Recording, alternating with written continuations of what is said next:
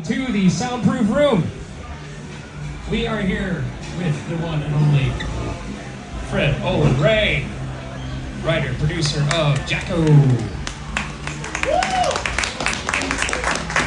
Is that everybody? You can do better than that. Give him a bigger hand. I will now hand the mic over to the man of the hour. Thank you. There's not going to be a Q&A after this because I got a long drive. So if you want, I can give you a little background on this before the show starts. This movie was made when I didn't have a movie to make. I got a telephone call from the Phil Donahue Show, which was a 1-hour show Monday through Friday back in the day. And they wanted somebody to audition some actresses who had no luck in the business, pick one of them and put them in a horror movie. And they asked me if I would do that. And I didn't have a movie, but I thought an hour of the Donahue Show back then, which was pretty big business, I said yes, I will do that.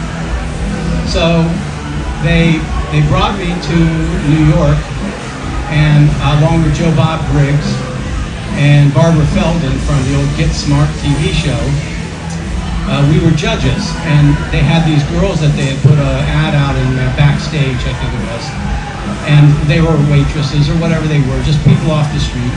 And I directed them in a fake horror scene, each one of them. And then Joe Bob, Barbara Feldon, and we then got our heads together and we chose one girl. And I told them at the time that I was going to make a movie called Jack-O-Lantern. I was just making it up. And I said it would be a really small little scarecrow guy who ran around on the ground like a puppet.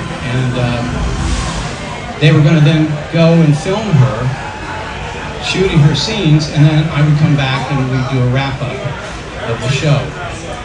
So I went to Steve Latshaw in Orlando, who had made a couple movies for me there, very low-budget shows. And I said, Steve, we need to make a movie.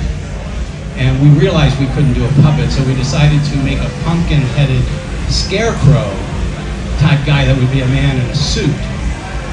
And we did it with pieces and stuff of other movies. I had footage of John Carradine that I had shot for a movie called Cannibal Church that never got made. So I had this footage, never been used before. And I had this voiceover stuff that John Carradine had done, never been used before. And I said, Steve, you can use this, write it into the script. And I had an aborted project with an actor named Cameron Mitchell, where he was the head of an asylum. It was meant to be an omnibus film where he was introducing 3 or 4 stories, like the old Tales from the Crypt movies. And I had Cameron's footage, never been used before. I said, Steve, you can use this, make him a horror host on TV. And I used to go on vacation in Salem, Massachusetts with my then girlfriend, Bree Stevens, and we would film her, or I would film her with a 16mm camera running around these graveyards so I could write the trip off on my taxes. So I had this silent footage of her walking around with a cloak in these graveyards. I said, here's that footage, you can use that. Use that too. And I had a trailer from Teenage Exorcist that I had shot with Don Wildsmith. And while the movie got made, the trailer never got used and Dawn wasn't in the movie, so I had that footage. I said, here's this footage of Don Wildsmith with this trailer, you can use that too. So as you watch the film, you're going to see all these bits and pieces from all these projects that I started over the years and never did anything with them. And they all found their way into this movie called Jack-O-Lantern. And we said, well, let's hire Linnea Quigley so we have somebody, an actor who actually shows up and appears in the film. And so we did that, and they made it in Orlando, Florida. And it was just meant to do this bit. And the girl who we picked on the Donahue Show is the girl who's hanging out in the graveyard with the guys drinking beer, and she runs through the swamp and gets her neck cut. And it didn't really change her career. She did a mattress commercial after this, and that was the end of her career.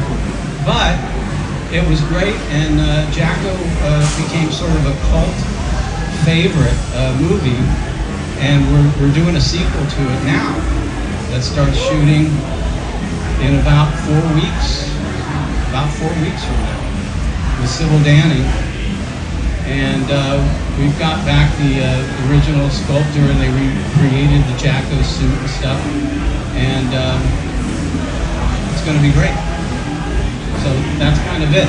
Is there any, since I'm not going to do a Q&A after, is there any questions about this epic? I got a question. How does it feel to have this movie become a riff track? You know, those guys came to me and they offered me a certain amount of money, and what do I care? I also licensed them Alien Dead and Planet of the Dinosaurs. So, I mean, it's all, it doesn't mean anything to me. It's like I was telling them, I don't spend any time watching my shows on TV. It's reaching a larger base. I've never seen it. I mean, they bought Octoman from us, which is a movie we own about an octopus man, and they played it in theaters. And I mean, more power to them. I mean, that's what films are. They're a source of revenue, and you're supposed to take them, and you're supposed to generate income with them. If you want to continue, you know, don't get on your high horse. You know, it's a money-making enterprise. But I mean, you'll see Jacko. It's ripe for a riff track. All right, thank you.